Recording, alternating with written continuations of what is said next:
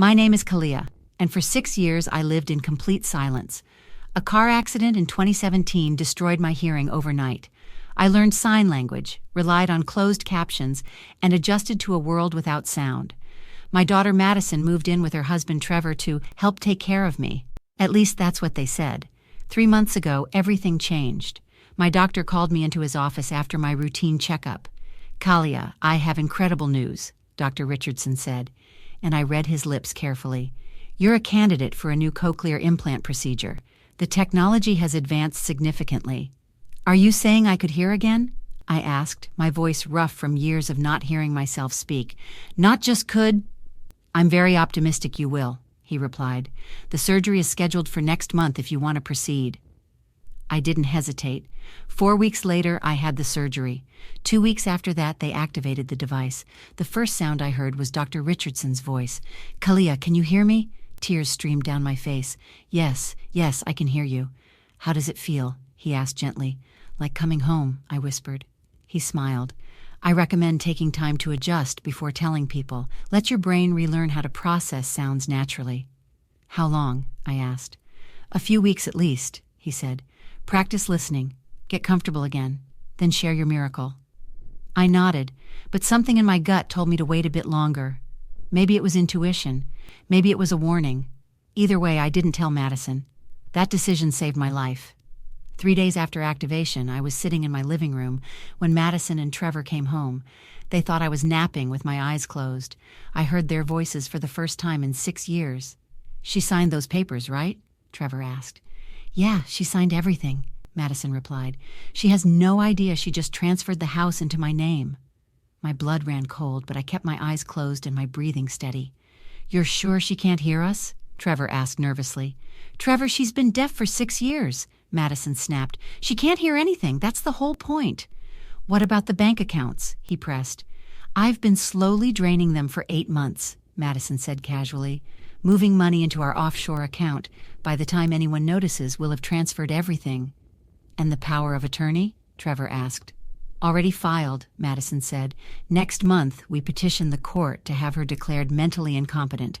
Dr. Reynolds is willing to testify that her cognitive decline makes her unable to manage her affairs." "You paid him off?" Trevor sounded shocked.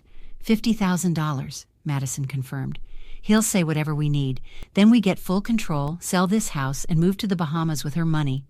"What happens to her?" Trevor asked. Madison laughed. Actually laughed. "State-run nursing facility. Cheapest one we can find. She'll be sharing a room with 5 other people eating mystery meat forgotten by everyone." "Won't people ask questions?" Trevor said. "Like who?" Madison scoffed. "Aunt Janelle? I've been intercepting her calls and letters for 2 years. Mom thinks Janelle doesn't care about her anymore. We're her only family now." "That's actually kind of brilliant," Trevor said. "I know," Madison replied smugly. "By this time next year, we'll be on a beach sipping cocktails, living off her life savings while she rots in some facility." I wanted to scream, to confront them right there, but something stopped me.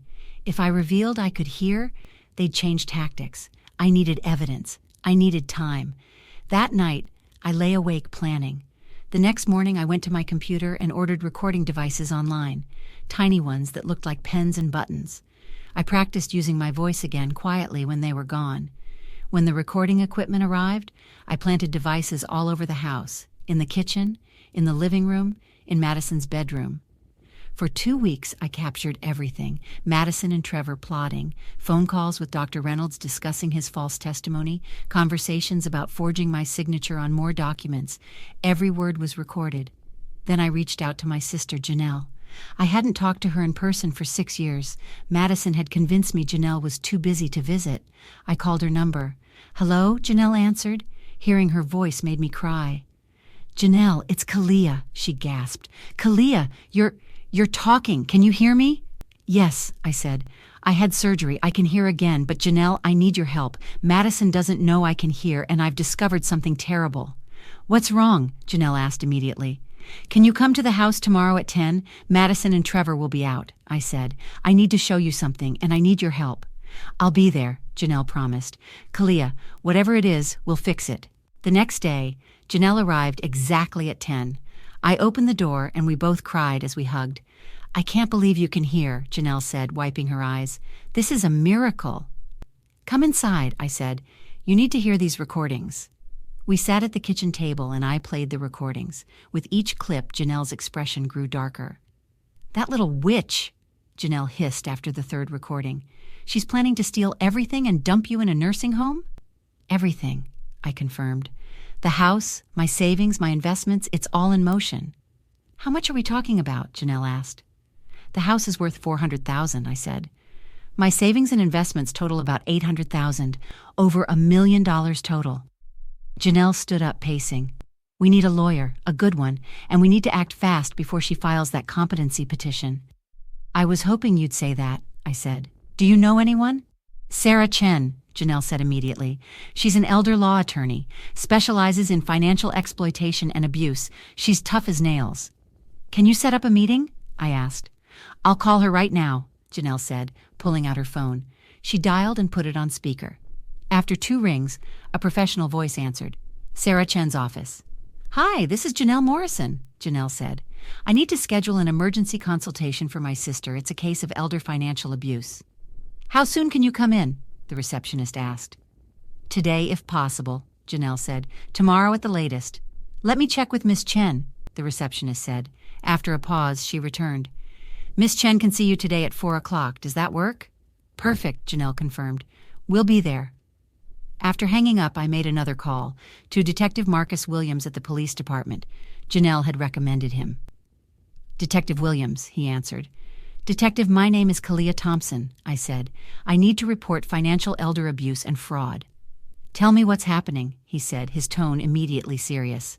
I explained the situation, the deafness, the surgery, the recordings, Madison's entire plot. Miss Thompson, this is serious criminal activity, Detective Williams said. Financial exploitation of a vulnerable adult, forgery, conspiracy to commit fraud. Your daughter could face significant prison time. Good, I said firmly. I want her prosecuted to the fullest extent. Can you bring me those recordings? He asked. Tomorrow afternoon, I confirmed. And Miss Thompson, he added, don't let her know you can hear. Keep recording. The more evidence we have, the stronger the case. I understand, I said. One more thing, Detective Williams said. How much money has she stolen so far? At least $350,000, I replied. He whistled low. That's federal territory. Grand theft, wire fraud if she moved money across state lines. She's looking at serious time. Good, I repeated. She deserves every second. The meeting with Sarah Chen was intense. Janelle and I sat in her office while she listened to the recordings with a legal pad in front of her, taking notes. This is one of the most clear-cut cases of elder financial abuse I've seen, Sarah said when the recordings ended. You have confession of ongoing theft, conspiracy to commit fraud, bribery of a medical professional, and planned abandonment. What can we do? I asked. First, we freeze everything, Sarah said. I'll file emergency petitions today to freeze your bank accounts, reverse the property transfer, and revoke the power of attorney. We'll cite the recordings as evidence of fraud. Won't that tip them off? Janelle asked. They'll get notified, yes, Sarah confirmed, which is why we coordinate with Detective Williams to arrest them the same day the freezes take effect. How long will this take? I asked. I can have the emergency orders filed by end of business today, Sarah said. They'll be served tomorrow morning. Detective Williams can make arrests tomorrow afternoon. What about Dr. Reynolds? I asked. The Dr. Madison bribed? Sarah's smile was sharp. Medical board investigation, criminal charges for fraud and accepting bribes. He'll lose his license and face prison time.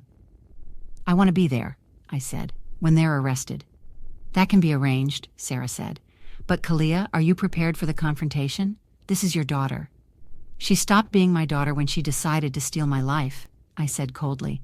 I want to look her in the eye when her world falls apart. The next morning, I sat in my living room, pretending to watch TV with closed captions. Madison and Trevor were in the kitchen, drinking coffee, laughing about something. The doorbell rang. Madison opened it. Can I help you? Madison Thompson? A woman's voice asked. I'm serving you with emergency court orders. You're being notified that all transactions involving Kalia Thompson's assets are frozen pending investigation of fraud. What? Madison's voice pitched high. That's impossible. My mother is deaf and incompetent. Your mother has filed petitions supported by evidence of financial exploitation. the process server said. You're also being served notice of power of attorney revocation and property transfer reversal. You have 24 hours to respond. Have a nice day.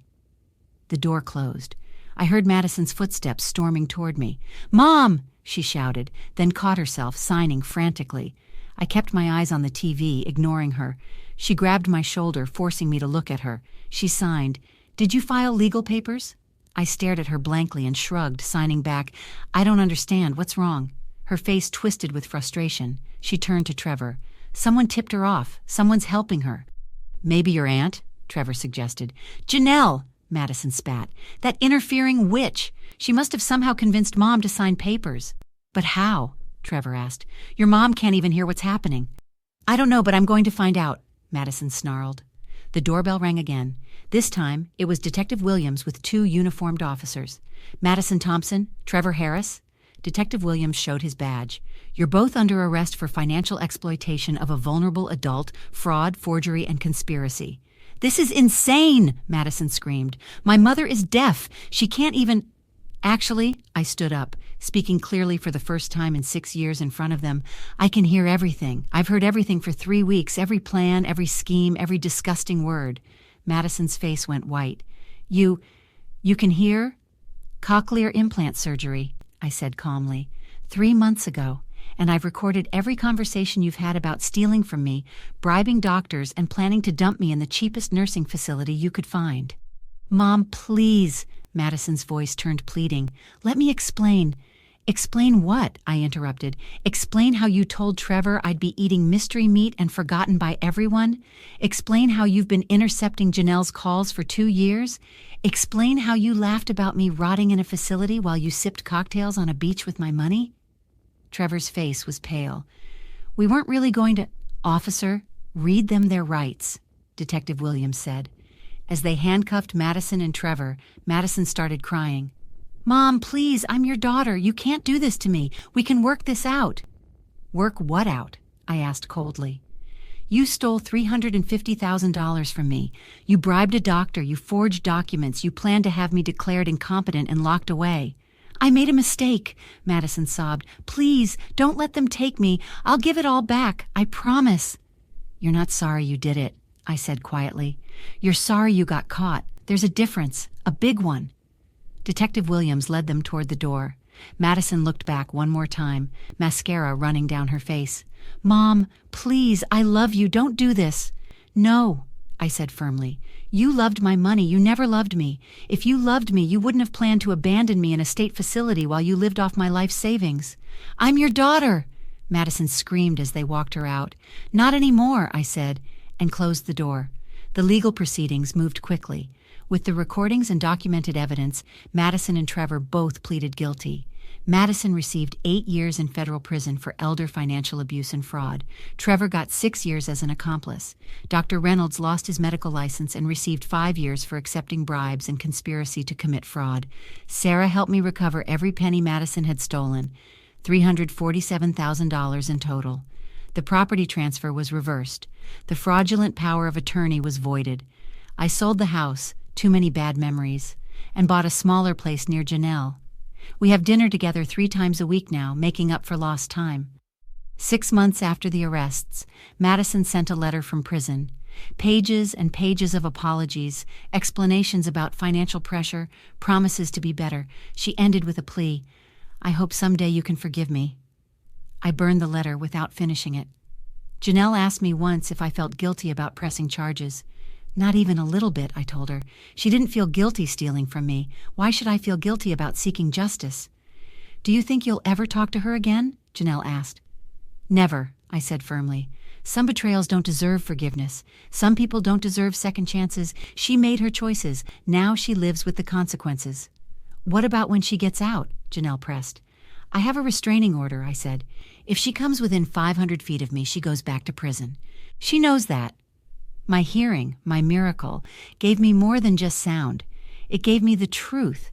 It gave me the power to fight back. It gave me justice. Every morning I wake up to birdsong outside my window.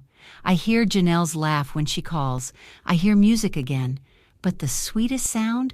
The judge's gavel when he sentenced Madison to 8 years in prison. That was the sound of justice. Have you ever discovered that someone you trusted was betraying you behind your back? What would you have done in my situation? Like and subscribe for more stories about people who refused to be victims and fought back the right way.